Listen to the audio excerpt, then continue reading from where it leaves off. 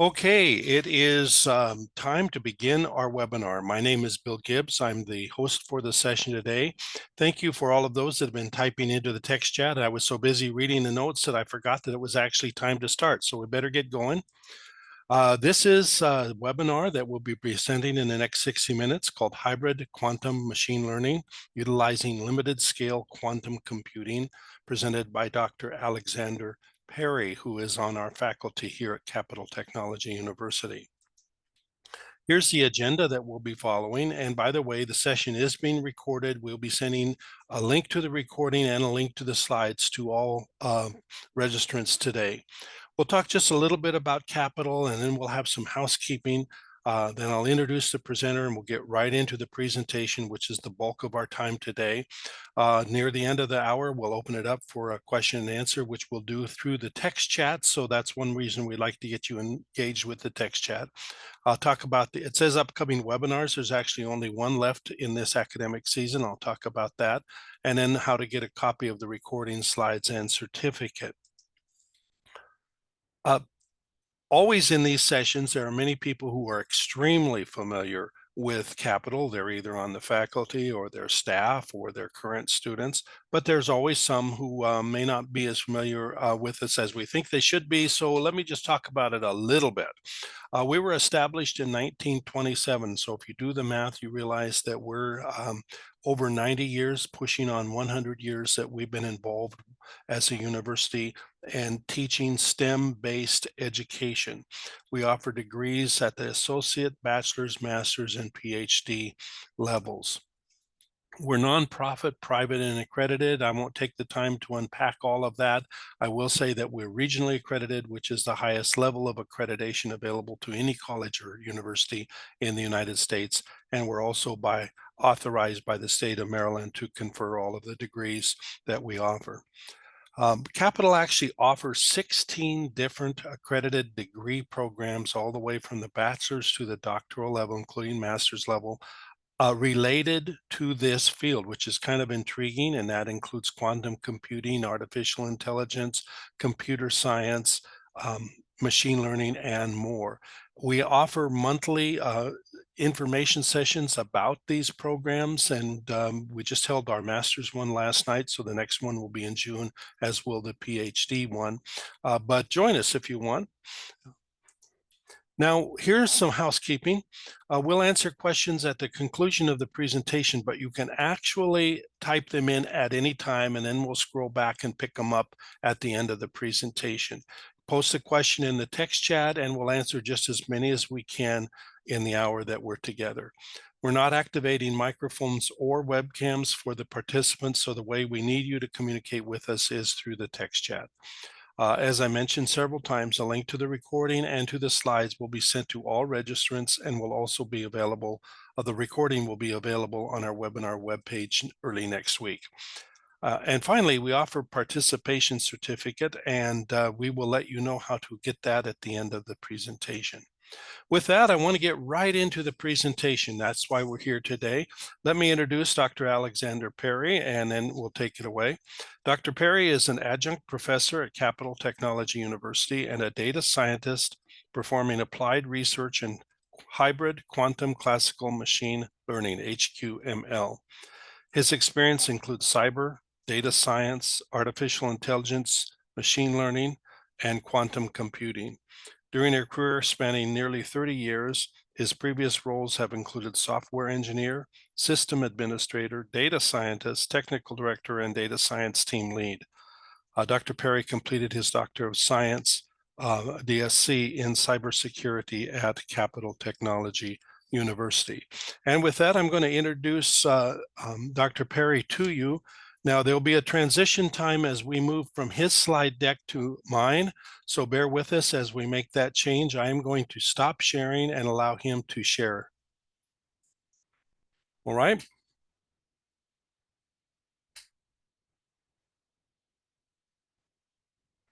And there we go.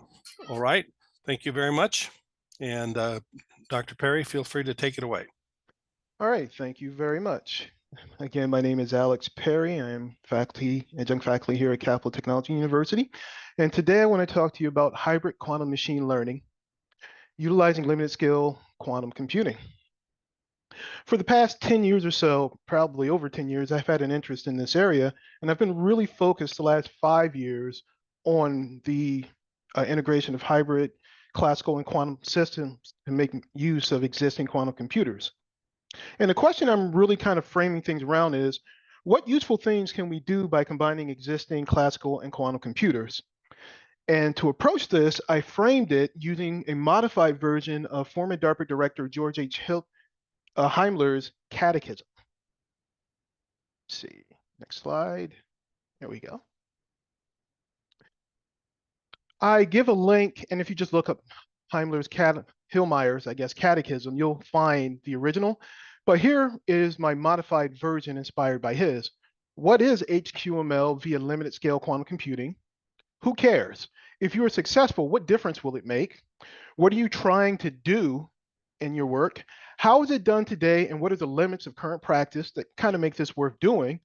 What is new in your approach and why do you think it will be successful? What are the risks? Because there are always risks. How much will it cost? A very key question. How long will it take? Another key question. And what are the midterm and final exams to check for success to make sure you're actually on a successful trajectory and not just frankly wasting time? Oh, there we go.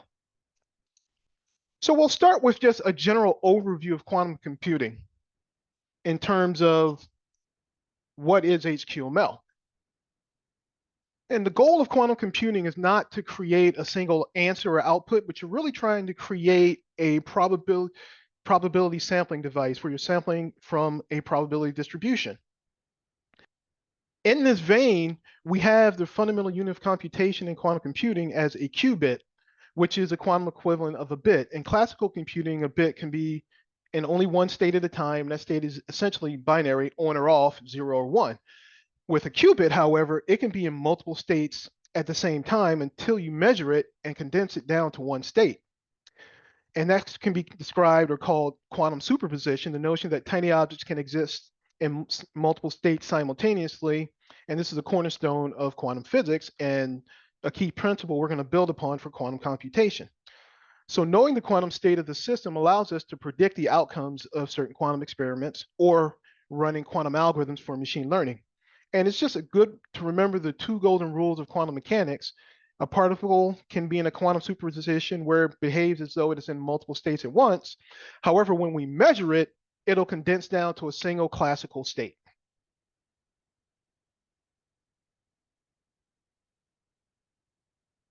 There we go. So there are multiple ways that providers and vendors and industry are looking at implementing quantum computers. You can roughly break them out in, well, you can break them out multiple ways, but two standard ways of breaking them out. One is by natural qubits versus synthetic qubits. And under natural qubits, we have implementations based on trapped ions, neutral atoms, and photonics. Under synthetic qubits, we have approaches the industry is exploring based on superconducting loops, which is something like IBM is pursuing, silicon quantum dots. Intel is kind of in that space, topological qubits where Microsoft is kind of playing, and diamond vacancies where a number of companies, a lot in Australia, with sometimes ties, I believe, to the University of Maryland, are exploring. Now, in this picture is a little bit dated because it highlights trapped ion and superconducting loops as the premier approaches, but we'll talk a little bit more about it later. But neutral atoms under natural qubits have actually made a surge as of last December with some really promising results. Now that we did a kind of a really quick overview of quantum in general, because that's not really the focus of this discussion, but I wanted to give you some touch points that you can look up. We're going to zoom in on the focus of this presentation, which is quantum machine learning. In general, quantum machine learning explores how to use those quantum principles I discussed earlier to enhance machine learning methodologies to do things either faster, cheaper, or better is probably the best way to describe the improvements we're looking for. And in general, that's what we're looking for in any type of improvements in a technical space. It's important to note none of those three have been proven for quantum and in an operational sense yet, but there is theoretical evidence that we should be able to achieve one of the three. Because I am an operations guy by background, my bias is naturally towards looking for faster solutions. You will find those who say that's not the best approach. You should use quantum to solve problems that classical can't solve, but then you fall into the trap of a solution looking for a problem.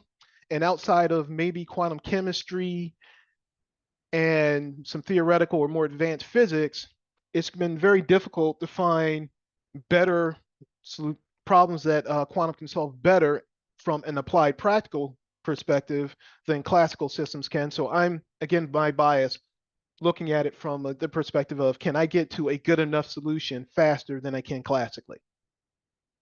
Right now, the answer is no, but this is an ongoing field of research where there seems to be promise that we may be able to get there.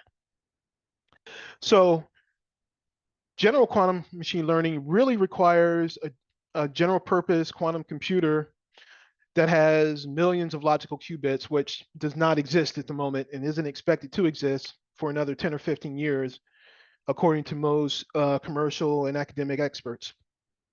So based on that, I want to look at leveraging quantum computers that do exist right now. And that's what I refer to when I say hybrid quantum machine learning or hybrid quantum classical machine learning. We want to explore how to implement quantum machine learning using existing quantum computers, sometimes referred to as noisy intermediate scale quantum or NISQ computers, in conjunction with classical computers to try to solve machine learning problems faster than the classical computers alone can do it right now. And that really is the focus of combining classical computers like HPCs with existing noisy intermediate scale quantum computers to solve those problems. And I'm going to go into NISQ, what NISQ means, in a few more slides, so bear with me on going deeper into that definition. So we've taken a quick look at what is HQML. Now we need to start asking some more critical questions of who cares? If you're successful, what difference will it make in an operational or real world environment? So let's start with a big picture perspective. There are federal agencies in the quantum information system ecosystem. That is, the federal government has organized an entire ecosystem around exploring quantum information science. The three pillars of this ecosystem can be broken out under the federal government of the United States as civilian, defense, and intel. And in this picture, you can see the acronyms, at least, for the agencies that fall under the three pillars. And beyond the pillars, there is definitely a focus on the end user and enabling and supporting organizations. This work takes a science-first approach that aligns with the National Quantum Initiative Advisory Committee efforts under the National Quantum Initiative, in alignment with the National Quantum Initiative Advisory Committee. And that's just a really long-winded way of saying that we really want to be thorough in our approach, and we're trying to stay in line with the best thinkers in the federal government as well as academia and industry.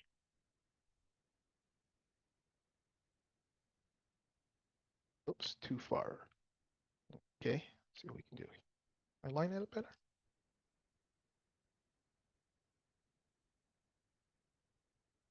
Might be the best I can do here. There we go. All right, so let's start. What is our strategic goal in doing this work? So here we have a picture that shows a map of the quantum technology readiness from the National Quantum Initiative Advisory Committee. The strategic goal of this work is to help accelerate technological development towards mission applications of what are called limited scale quantum computers. And you can see that highlighted in the map with a red circle around it as well as the red arrow, so we won't miss it. There are a lot of things going on in the quantum space right now. I do not presume to be knowledgeable, let alone an expert in everything that's happening. But as you can see from this presentation, your X coordinate goes from impractical on the left to fielded on the right, and our Y axis, I shouldn't say, goes from unknown at the bottom to existential at the top. And we can see military readiness to the right of our Y axis, or excuse me, our X axis, and military impact to the top of our y-axis. And we have a legend that defines what each color means. In this case, the purple defines computing, which is the space that I'm in. And we can see the most, from an essential standpoint for military impact, would be a full-scale quantum computer, but that doesn't exist right now, to the best of my knowledge. But in the prototyping phase, we do have limited scale quantum computers, which are sometimes referred to as those noisy intermediate scale quantum.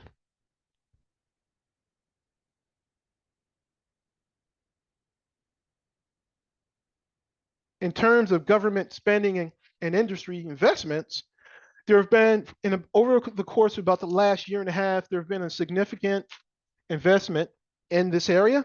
And I've only outlined a few of the bigger, most noteworthy ones. Going back to June 22nd of 2023, where there was the expansion of the National Quantum Initiative was pitched to the National Science Commission, or committee, I should say. And then there's been Truist and IBM collaborating on emerging technology innovation and quantum computing. I believe Truist is actually a bank. And then we see a number of federal organizations committing millions of dollars to quantum research over the last year and a half or so, with as recently as May 9th of this year, the Department of Energy announced $60 to $70 million for quantum information science funding opportunities. So there is significant investment in this area, showing that people do care in industry and government, and not just in the United States, but globally as well. And here we'll get into a little bit of the quantum potential. We've touched on this a little bit, but let's readdress it. So quantum computing makes use of the intrinsic quantum properties such as superposition that I described earlier. And the goal, from my perspective, is to design algorithms that are faster than classical ones for some classes of problems. And again, that is an indication of my bias as an ops person, and the the faster, cheaper, better triplet, if you will. They being quantum computers, offer computational speed up that provably no classical system could ever exhibit. Now, that's from a theoretical perspective, and there's a lot of debate and argument on that. And there's been an interesting trend lately where IBM is a great example, where an organization will come out and say they've solved a problem that was theoretically believed to be intractable for classical computers. But then another group will come out and say, oh, well, if we use tensors and we allow for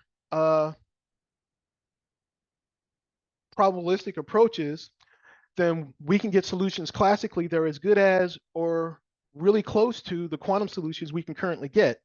So there's this interesting pressure where the quantum theorists say we thought this was impossible, but classical theorists and researchers say no, if we allow for non-deterministic approaches classically, we can get really close to what quantum computers can do. But theoretically, the quantum computer, if you had a general purpose quantum computer with millions of qubits, would eventually achieve performance levels that classical can't attain. It's just that our current quantum computers are nowhere near that level. So classical still has a great shot of showing that, hey, we can at least keep up, depending on the problem. And some approaches are based on what are referred to as parameterized quantum circuits, or PQCs, which I'll talk in detail about later. And these can be used for neural network inspired algorithms, to train them.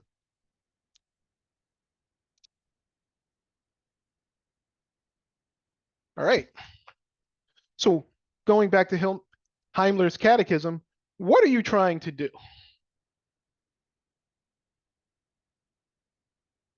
And here, this picture kind of sums up at a high level what we're trying to do with hybrid quantum machine learning. So this is a high level depiction of hybrid algorithms used for machine learning. So at a high level, the role of the human in this system is to set up the model using prior information, assess the learning process, and exploit the forecasts that come out of the system in terms of our quantum state preparation. Within the hybrid system, which is within these dotted lines labeled hybrid systems, from the human, or the human user, we're going to send the problem information and ask a question and get a forecast out of the hybrid system. Within the hybrid system, the quantum computer prepares quantum states according to a set of parameters. which we're going to refer to as quantum state processing. The outcomes of the quantum states are then measured, the quantum state measurement, and then using the measurement outcomes, the classical learning algorithm adjusts the parameters in order to minimize an objective function, which we're going to refer to as quantum state preparation. And the updated parameters now defining a new quantum circuit are fed back into the quantum hardware in a closed loop.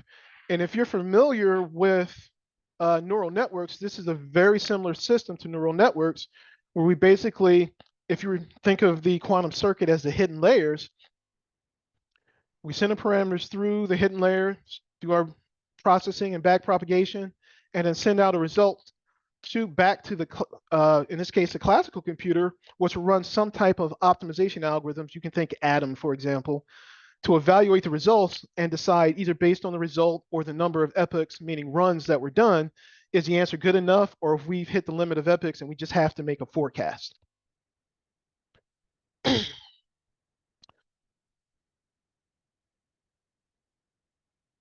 So moving on.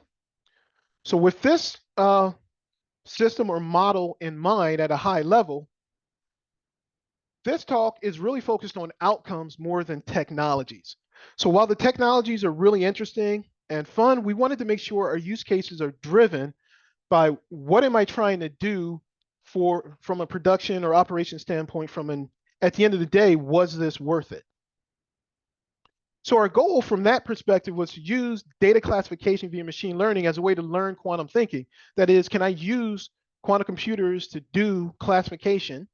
Well, quantum computers in conjunction with classical computers to do data classification better, and begin to get people to think in terms of how can we use and leverage quantum computers. The method we're going to use is referred to as variational quantum kernel-based classification, or VQC. And this operates through using variational quantum circuits to classify a training set in direct analogy to conventional support vector machines and deep neural networks, which I kind of referenced earlier. And let's talk a little bit about what I mean by variational quantum. We're going to start with kind of at the high overview of a variational quantum algorithm. A variational quantum algorithm uses both quantum and classical computers to accomplish a task. So our slide above is really a representation of how you might implement a variational quantum algorithm using quantum and classical computers. There we go. What we want to talk about are variational quantum classification, with variational quantum kernel-based classification being one example. A variational quantum algorithm-based approach in this case is leveraging a linear kernel.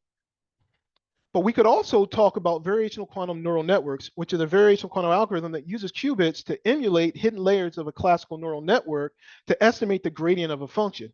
This estimate from the measured quantum state is sent to a classical optimizer in epochs, like classical neural networks. So there are two approaches of variational quantum classification we're going to talk about. One is going to be linear kernel-based, and one is going to be neural network based, but we're going to focus primarily in this discussion on linear kernel based. With that in mind, our noisy intermediate scale quantum, which based on our previous slide is a type of limited scale quantum computer device, we're going to do this via parameterized quantum circuits. And these parameterized quantum circuits offers a concrete way to implement algorithms in a noisy intermediate scale quantum era. And you can think of these parameterized quantum circuits as being basically the way we tie together classical and quantum computing to develop answers. And we'll visually look at where they fit in the scheme of things in the coming slides. In terms of actually implementing the quantum software, for our purposes, we're going to focus on IBM's QuizKit. And that will be the simulator of choice for the prototyping. Now, it's not the only simulator out there. There's Amazon Bracket has a simulator. NVIDIA has a simulator. Google Circ is another simulator. There are many quantum simulators out there.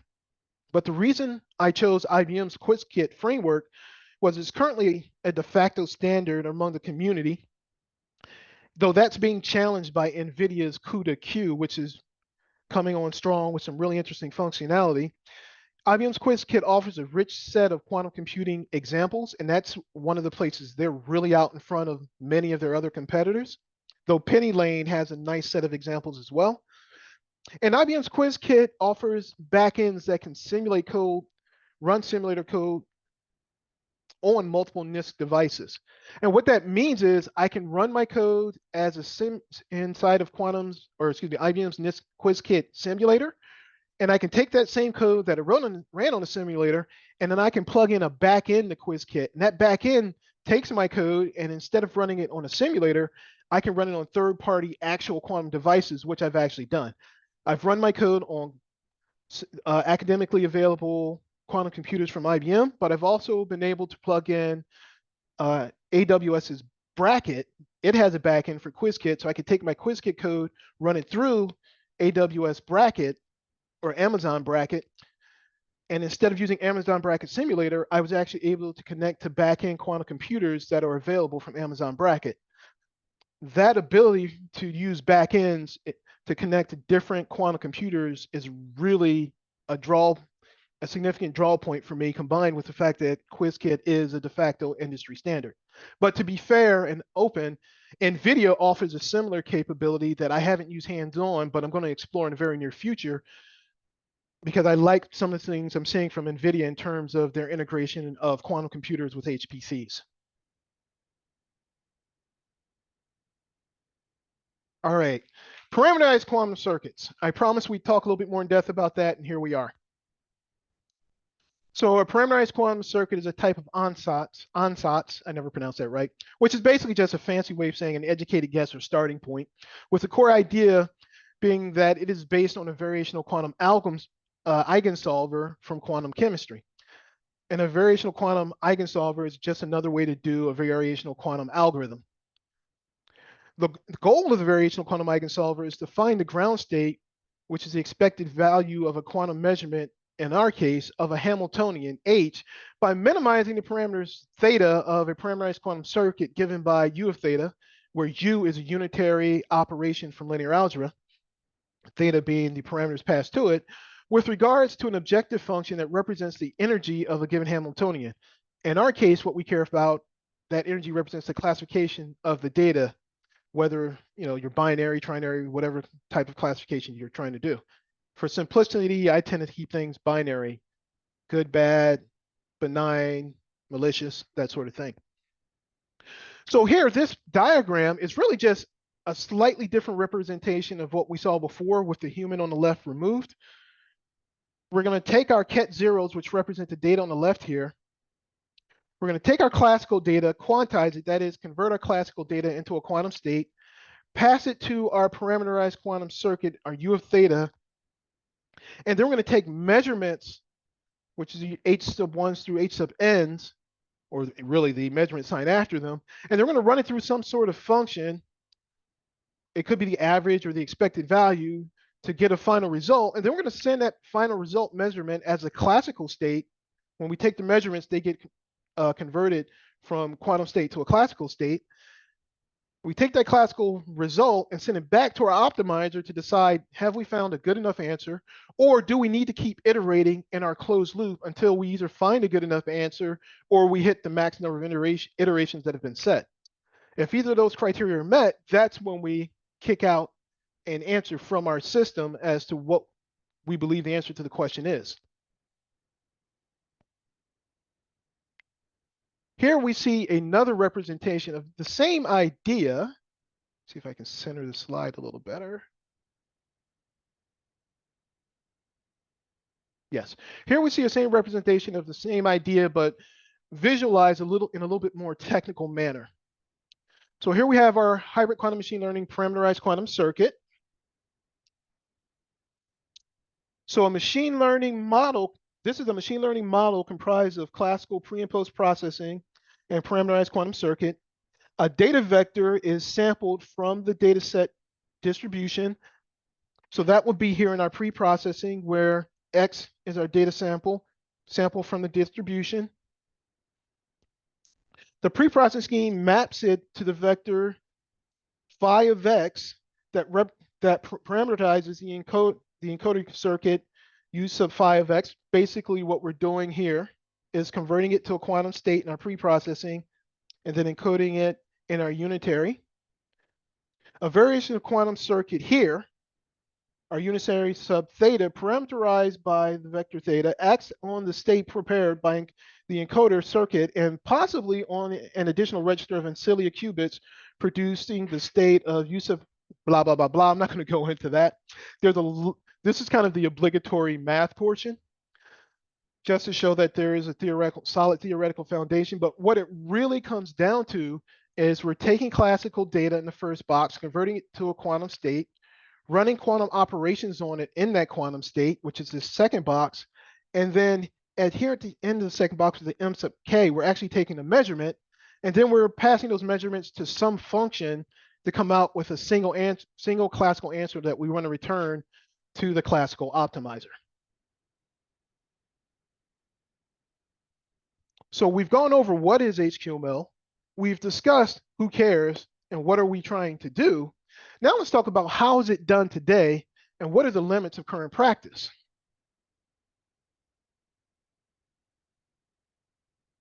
So how is machine learning classification done today? Well, it's done many ways today, but some of the more prominent approaches involve linear regression, be that univariate or multivariate, support vector machines for support vector classification, deep neural networks for using deep learning, and other methods are out there for sure.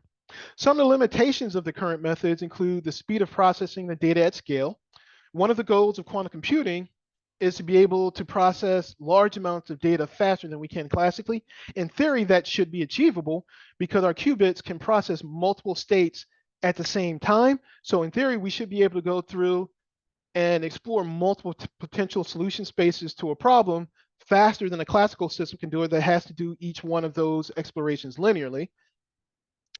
And again, in theory, and certain categories of problems are intractable for classical quantum computers.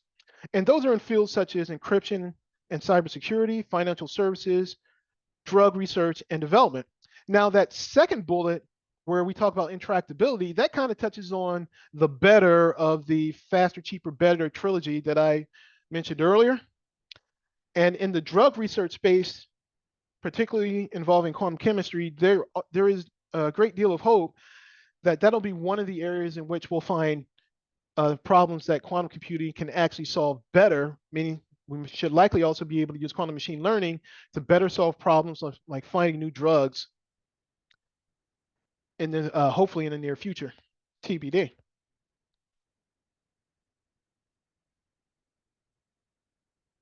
What is new in your approach and why do you think it will be successful? Well, from an HQML perspective, slide here.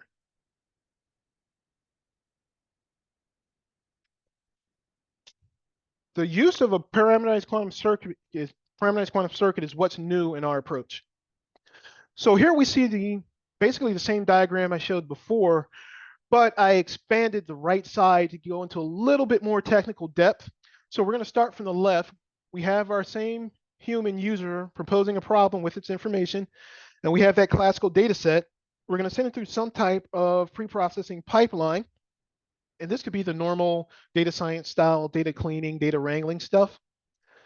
And then once we have our processed classical data, we send it through what's called a feature map. And the feature map itself is actually a variational quantum circuit or a parameterized quantum circuit. Those two terms can be used interchangeably sometimes. And what the purpose of that quantum circuit is to convert our classical data into a quantum state, to sample from the distribution of the data so that we can pass it to our quantum unitary. So the feature map takes our classical data and samples from its distribution and converts our classical data to a quantum state. And then we're going to pass it on to another parameterized quantum circuit, which actually does our computation on that quantized classical data. So this takes our data, runs some unitary operations, we take multiple measurements, and then we take the results of those measurements, a single measurement, and pass it to our optimizer or our cost function in a machine learning sense. And you can think of Atom in your mind, but it could be any other optimizer depending on the problem you're trying to solve. And then once we get a result from that optimizer, we either decide that it doesn't meet our threshold and send it back to the variational quantum circuit for more processing, measurement, and then re-optimization of the results, or it meets our, or it can meet our threshold, or we've just hit the maximum number of iterations we're willing to do, or epochs, and then we'll kick out a forecast back to the user based on the processing we've done in that closed loop. So this is just a kind of a deeper dive into what we've already discussed so far in terms of the closed loop of the processing between the variational quantum circuit and the classical optimizer that we're using. Now let's focus a bit on why will it work. And we believe it will work because the basic idea of quantum computing is surprisingly similar to that of classical kernel methods, which are well understood and deeply studied in machine learning. Namely, we want to efficiently perform computations in an intractably large Hilbert space. In order to do that, instead of using the data, we want to use support vectors that represent the data, so we can potentially separate the data linearly by creating a linear decision boundary between the support vectors and use that to classify our data. We interpret the process for encoding inputs in a quantum state as a nonlinear feature map, as we showed above in the model, or the diagram, I should say, that maps data to a quantum Hilbert space. Parameterized quantum circuits can form these Gaussian kernels that can be used to derive adaptive learning rates for gradients, similar to what we do classically. And even at low circuit depths, where circuit depth is how many of those unitary operation or quantum gates that we use in our processing, in a shallow circuit depth or low circuit depth would be like 3 or 4 unitary operations, not hundreds or thousands. So even at shallow circuit depths, some classes of parameterized quantum circuits can generate highly non-trivial outputs. And these parameterized quantum circuits may offer a concrete way to implement quantum machine learning algorithms on the existing noisy intermediate scale quantum devices that currently exist. Now, we have done research in this space, and I've actually done some hands-on analysis, and it turns out if you choose accuracy as your metric using a linear kernel-based approach, we can actually get accuracies that come pretty close to and rival what we can get classically. But there's a huge catch. The huge catch is that while we can rival the accuracies or our desired outcomes, the runtimes on these noisy intermediate scale quantum devices can be 3 to 4 orders of magnitude slower than classical. So it's definitely not meeting the faster criteria or the better criteria, since we're doing about the same as classically at a much higher cost in terms of time to do it. But the reason this is still somewhat promising is because existing quantum computers, the NISQ, instead of having millions of logical qubits, they only have IBM has relatively recently shown 1,000 qubit system, but those are 1,000 raw qubits. And we'll talk a little bit more about this later, but it was once thought that you needed 1,000 raw qubits to create one logical qubit. QERA, MIT, and some other folks working under DARPA has brought that number of raw to logical qubits down to as low as 280, I believe, but we'll approach that later. But given how few, like we have these raw qubits that at best can add up to 1 logical qubit or 48. We have so few logical qubits, and yet we can still get good, better, or decent results. There's reason to believe that as we get more and more of these logical qubits, our quantum computers will get better and better, and the time it takes to compute results comparable or better than classical computers will begin to shrink in orders of magnitude over the next 10 to 15 years. At least that's the belief and hope. Kernel functions are kind of the key here. And it's important to think about the kernel trick, which maps input data into a higher dimensional space, making it easier to solve non-linearly separable problems. Below, I give you the mathematical definition of the kernel function. I'm not going to go into that, but all these presentations kind of have obligatory mathematical section, and this is one of mine. Excuse me.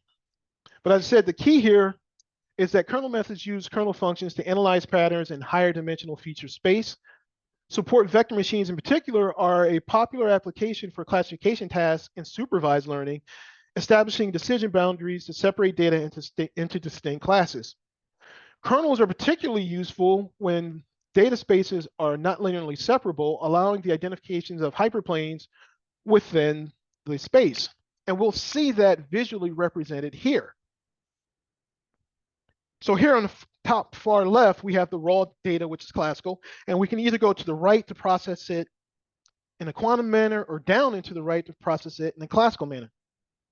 In both cases, we go through, we could say an encoding step, though the classical encoding step just selects various classical encodings with known explicit kernel functions, where the quantum encoding step has an extra step where first it has to go from a classical state to a quantum state through our feature mapping of some sort. And then we pass the data through parameterized gates in our quantum circuit, that variational quantum circuit, that second one in our diagram here. So the first thing we have to do, whoa, that's not good. My computer appears to have frozen. Oh, there it is.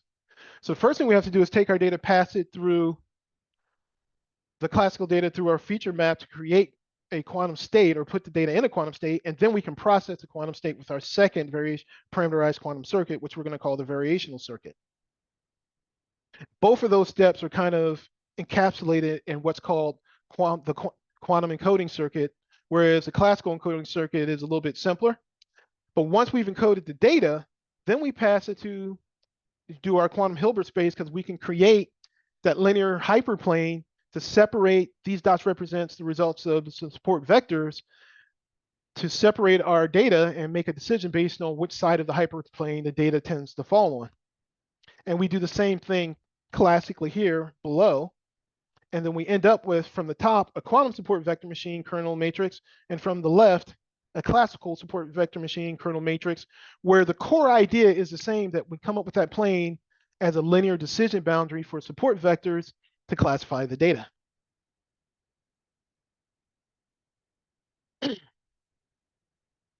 Back to Heilmeier's Catechism, we're now up to what are the risks? Yeah, all this sounds exciting in terms of promising this bright new future where we can do machine learning faster, which we're not at. But what are the risks? There's no such thing as a free lunch. So let's talk a little bit about the risk. Before we jump into the slide, which focuses on the quantum additional risk, we really need to talk a little bit about the basic risks in quantum machine learning classically. So classically, you can talk about the risk in quantum machine learning in basically three categories: the technical risk, the agency risk, and the moral risk. The technical risk can be, some examples would be, the algorithms typically rely on the probability of an event and may be wrong because it's probabilistic, not deterministic. The operational environment that the machine learning is running in may differ from the development environment, so we get drift. Sometimes one example would be concept drift in machine learning. And the complexity of the overall system that the machine learning is embedded in may also become an issue. And we'll talk a little bit more about that in our next section, which is agency risk. With agency risk, we're talking about things like risk stemming from things that aren't under control of the specific business or user implementing the machine learning. Because machine learning is typically embedded within a more complex system, it will often be unclear what led to the particular breakdown in your machine learning, which ties back to the complexity in our technical risk. And then there's moral risk. This one can be a little bit more nebulous and fraught with peril. Products and services that make decisions autonomously will need to resolve ethical dilemmas, which raises regulatory and product development challenges. So no matter how technically great your algorithm is, there have been plenty of examples where it was either intentionally or accidentally subverted, intentionally with malicious intent, unintentionally due to training data not being properly vetted, and outputted unacceptable answers, shall we say. And this is often framed as responsible algorithm design. I'm not going to go too deep into technical, agency, or moral risk, but I wanted to identify them as the basic risks you're going to be dealing with on the classical side. But when we're talking about quantum computers, there are at least two more additional risks or challenges we need to be aware of. One is the hardware challenge. The biggest being, or at least the most talked about, being quantum decoherence. In quantum information processing, the term decoherence is kind of a general term that loosely describes any kind of noise that can affect your quantum system. So you have this quantum device, it operates in our environments, but it doesn't have Star Trek style shielding. So quantum rays and other effects in the environment can, or I should say cosmic rays, and other effects in the environment can hit your quantum implementation and actually cause it to collapse to a classical state prematurely before you want it to and give you the wrong answer. And this quantum decoherence is quite problematic, which is why we have to run the quantum applications multiple times, take multiple measurements, and compute an expected value based over those multiple measurements to try to compensate for quantum decoherence, the quantum noise in the environment, as best we can. From an algorithmic standpoint, we also have the challenges of that supervised HQML, which is largely what we're talking about here. The training of it often requires an extensive amount of time to complete compared even to classical. And classical can really take a long time too. And the HQML suffers from the barren plateau problem. Basically means when we find a local maxima or minima as a solution, it may be hard to get far enough away from it so that we can again start converging to a global or even a better local solution. There are approaches and methodologies to address these, but I'm definitely wanting to call them out as some of the risks of the approach that we're taking. And the barren plateau problem is also known in the classical world as well. So now that we've talked a little bit about the risk, let's kind of talk a little bit about some of the nitty gritty that operational and applied folks really care a lot about, especially in the industry. How much will this cost? All your promises sound great, but how much money will I need to do it? Turns out a lot right now. Commercial usage of existing NISQ systems can easily reach into the hundreds of thousands to millions of dollar range. You know, people aren't just going to have one of these sitting on their desktop typically, though there have been internationally companies offer you to sell a 1 or 2 qubit computer you can put on your desktop. Quantum computer, I would be really leery of that offer. Usually credible providers such as IBM, QEra, Quantinuum, Rigetti, a number of different companies have quantum offerings, and you can negotiate with them to get direct physical access, or you could get access through cloud providers like Microsoft and Amazon, which can connect you potentially with one or more multiple backend quantum physical device implementers. NVIDIA is also in the space and doing a good job as well, but there are many. And usually getting access is not cheap. However, vendors tend to offer researchers credits and other free usage of their smaller NISQ systems. And this often comes with time constraints because they want to get you used to using their systems, but they also want to get feedback from these researchers, finding out how well their systems are doing and what improvements they can make. So this is kind of a quid pro quo in a good sense, and a natural meeting point for researchers, developers, and the quantum vendors.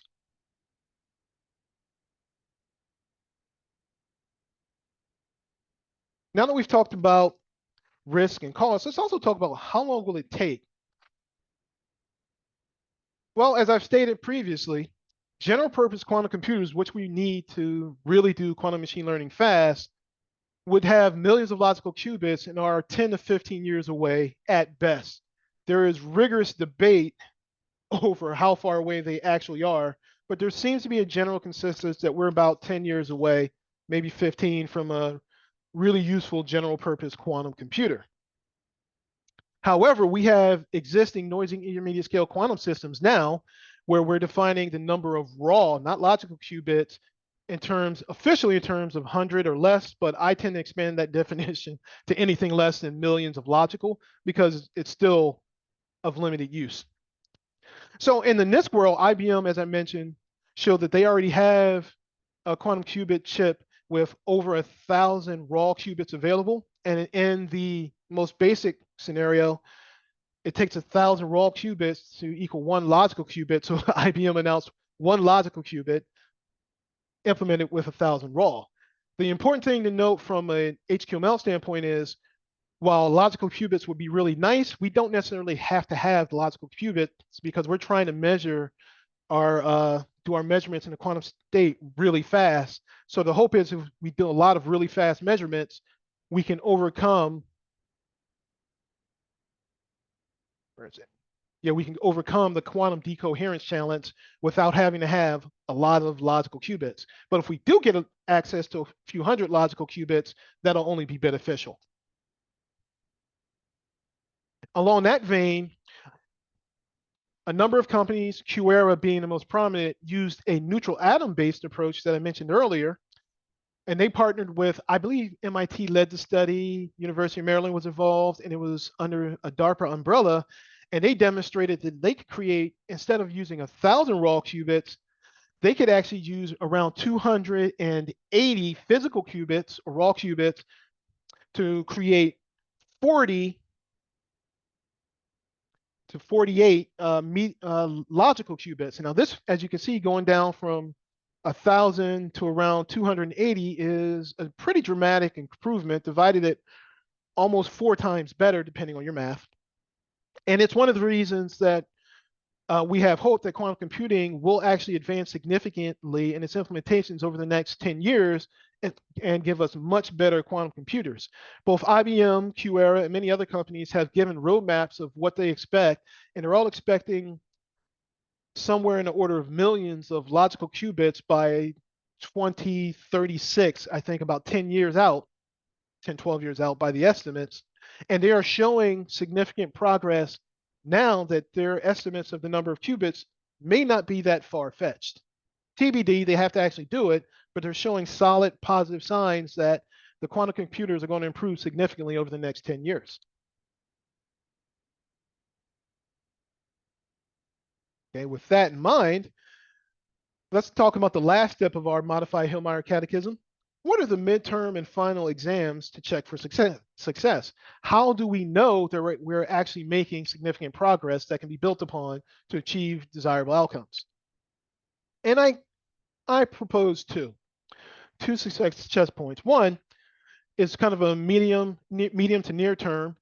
If HQML is going to work, we should see some successful prototypes in the next 3 to 5 years. Now, successful is going to be very subjective. In my case, because I have that bias towards faster, I want to see that time required to run HQML to get accuracies equivalent to classical computing to shrink from 3 to 4 orders of magnitude to much lower over the next 10 to 12 years. You know, if we can get them to be about the same in the next 5 to 7 years, that'd be nice. But if in the next 3 to 5 years we can see it shrink from 3 to 4 orders of magnitude to maybe 1 order of magnitude to maybe 2 to 3 times slower, to me that would be a success, showing that we're getting closer to a useful product. And I personally believe most of that success will not come from algorithmic improvement. I think most of that success will come from quantum hardware improvements. And then in the long term, in the next 5 to 10 years, we should, if we're going to see success, when general purpose quantum computers come out in the next 10 to 15 years, we should start seeing production applications that return value, in my case, accuracy, as fast or faster than quantum computers in certain implementations.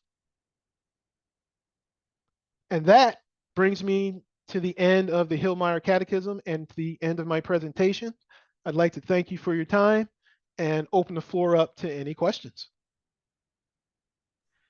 Dr. Perry, thank you. I'm watching the clock and I see that we're getting very close to the end of our hour, but there are some questions. We'll go ahead and take a few of these, and then we will wrap up with the normal stuff so that those who must leave will leave, and then maybe stay on for a moment more past the top of the hour for those who still have questions.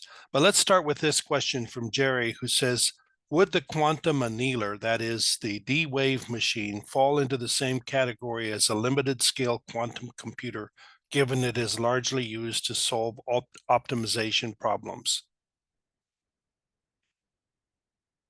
I think you're muted. Yes, I was. Quantum annealers are good things because D-wave and those folks actually kind of open the floodgates for quantum computing to get people to take it seriously. And they're basically focused on solving hill climbing type problems. But the problem with quantum annealers is you can't solve, for example, Shor's algorithm. So there's a rigorous debate of, or there was, of, are they really quantum computers? I think people have landed on yes, they are quantum computers, but they're a limited type of quantum computer that can't solve the type of problems that I'm interested in. Now, if I was looking at optimization problems, quantum annealers can do quite well. But the thing is, so can an HPC. Most of the problems you can solve with a quantum annealer, you can solve with an HPC, and it haven't seen much in the way of research to show me problems that quantum annealers can solve that HPCs can't classically. So they are important. They are a stepping stone for quantum computing, but I do consider them limited scale quantum computings, but you can't really do a lot of the advanced qubit operations, for lack of a better descriptions, with quantum annealers. Quantum computing can be split into roughly two categories, where you can think of digital quantum computers, which are the types that I tend to work with and that IBM works with. And you could also think of analog quantum computers, where you want to write analog circuits versus digital circuits. Quantum annealers can be kind of thought of as this attempt to, get to an analog quantum computer, but still be kind of useful. So they're not really what we call adiabatic quantum computing. They're kind of an attempt to get to a useful analog adiabatic style quantum computing without having to implement an adiabatic quantum computer. So they are useful, but their usefulness tends to be, in my opinion, a bit more limited because of the type of problems I'm trying to solve. If I were trying to solve like a hill climbing optimization, yeah, then quantum annealing stuff like D-Wave are awesome. But I'm looking at a broader picture, and I'm looking at basically how can I leverage a large number of qubits, and quantum annealers really aren't a player in that space. They have a role, just not in that space. All right, Dr. Perry, I'm going to take a break here from this. If you could stop sharing so that I can go back to my screen. And let me share my screen so that we can, okay. Now what we're going to do here is we want to be very faithful to the 60-minute time frame for the webinar. I'm going to finish off my little section here, and then let everybody go who needs to go, and we'll stay on for just a few more minutes to take these final questions that are here. Now, just to let you know, we have one more webinar in June for this academic year. It is with Dr. Donovan Wright on digital transformation. I encourage you to check that out, and you can register for it, or we'll be sending you an email, of course, as well. Also wanted to mention that on our webinars page, we also have podcasts. And many of these podcasts deal with the academic process, but some of them are more general. Feel free to check out that inventory. There's over 30 of them right now, led by our president, Dr. Brad Sims. Now, we're nearly done in terms of my presentation. The links to the slides and the recording is going to be sent to all registrants, so watch for that email. When the email comes, it'll also give you the opportunity to receive a 60-minute or 1-hour CEU certificate, a certificate of completion, and that's available upon request. Just follow the instructions in the email if you wish to do that.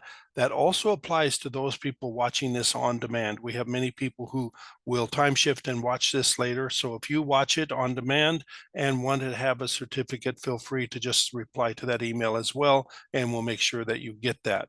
Now with that, we are officially done. But I'm going to now return to Dr. Perry so we can get a few of these other questions answered. If you feel you must log off, feel free to go ahead and do so. And we will take the questions that are out there on the floor at this moment, and then take it from there. Oluye asks, are there free online libraries for this? Now, by the way, Latosha said LinkedIn Learning has a lot, but I'd like Dr. Perry to respond to that question as well. Are there free online libraries where you could go into a little more detail studying this on your own? Yes, I would definitely recommend IBM's quantum library. It's one of the best, most robust out there, because not only does it take you through a tutorial on what is quantum computing, they do summer quantum schools. I don't know how you get into them. You'd have to talk to IBM. But if you just go to IBM's site, you can get fabulous tutorials on quantum computing. And they even do a really great job of transitioning from quantum computing into quantum machine learning, and give a number of great examples of how you can, and implementations using Qiskit of quantum machine learning. They go into nice detail on the Barren Plateau problem. They just generally do a great job. Penny Lane would probably be another provider that you could go look at their site. and they have a number of great examples. Now, they're where IBM's examples are, they start out academic, but lean more to the practical. Penny Lane is very much kind of academically focused. So you will have to do a little bit more work, in my opinion, to get them to solutions in whatever your space is, but they still have some phenomenal examples.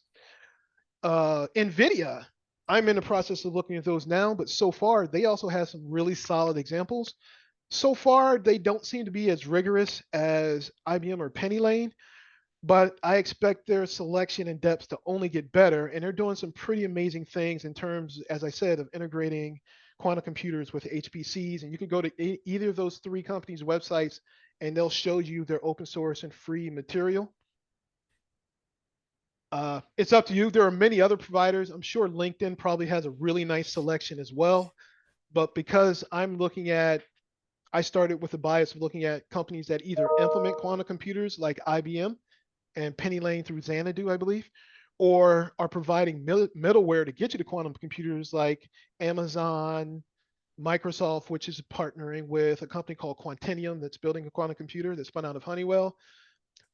I tended to focus on companies and organizations that are giving me resources from that perspective, but I don't want to say anything bad about LinkedIn. They probably have a fine selection as well. I just have not vetted it. Thank you. Paul is still on the line as far as I can tell, and he asks this question: with current projected HQML technology, what is the average processing time that a large system comprised of at least 7 separate and networked data sources to perform? Just a projection based on an average number or estimate. That's going to given the nascent state of the field, that's going to depend entirely on your technical details. There's not a strong standardization to one quantum implementation, let alone an approach to that implementation, meaning some quantum computers are trapped ion, some are neutral atom, some are the deep cooled IBM based, some are topolog. Microsoft proposed a topological approach that I'm not sure they've actually proven works, because there's so many ways you can implement a qubit and they each have their strengths and weaknesses in terms of performance. It's hard to answer a general question like that without picking a particular problem and picking a particular implementation to run it on. Thank you. There are 2 questions, one from Slawik and another one here from Latosha, both basically wanting to get access either to your references or to be in touch with you. And I will leave that up to you. If you would like to pursue that farther, I will make sure that you have their email addresses so that if you want to continue that dialogue. And then I want to end with one question here from Lorraine. Is quantum computing, machine learning, a topic that can be touched on for the AI PhD? You might want to answer that. I would like to just simply say, if Lorraine, if you're considering a artificial intelligence PhD, talk to our Dean of Doctoral Programs, Dr. Ian McAndrew, and he can give you guidance even before you apply as to whether or not what you're trying to accomplish with your PhD would fit with what you need to do professionally. So I would say that that would probably be a good generic answer to many questions having to do with pursuing a set path in any of our PhD programs. Dr. Perry may have additional comments in addition to that, since you're on our faculty as well. So and with that, we'll kind of, there's a lot of other comments and questions, but I think most of them have to do with just general comments. So any last thoughts, Dr. Perry, before we let you go? Yes, building on your answer, which I completely agree with, this specific answer, the short answer is yes. You can touch upon HQML in your AI program. Now, is it effective? Is it worth it? Have further discussions with your doctoral chair and the capital leadership as to whether or not they think it's, you'll likely be successful. I leave that up to you. But I am planning to chair at least one dissertation that's going to touch on quantum and its approach. Quantum may not necessarily be the focus, but they're going to try to leverage some of those methodologies. And pretty much, if you're going to try to use quantum right now to do any research, you're going to be using noisy intermediate scale quantum. So you're going to be using NISQ. Now, how much machine learning you use may be debatable depending on what you need to do and what makes sense for your goal. So that you'll have to determine based on your topic, but you can touch upon quantum and noisy intermediate scale quantum systems in your research. Okay, well, with that, let's stop right there. I want to thank those folks that have hung on past the top of the hour. I appreciate you. And I definitely appreciate Dr. Perry's remarks. One of our participants had indicated earlier that Dr. Perry was brilliant. I think we could safely say that based on what I just heard, yes, a lot of good content that was just produced just now.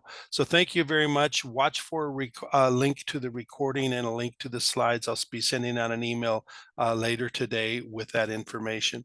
With that, we will officially end, and you all have a great afternoon. And thank you again, Dr. Perry.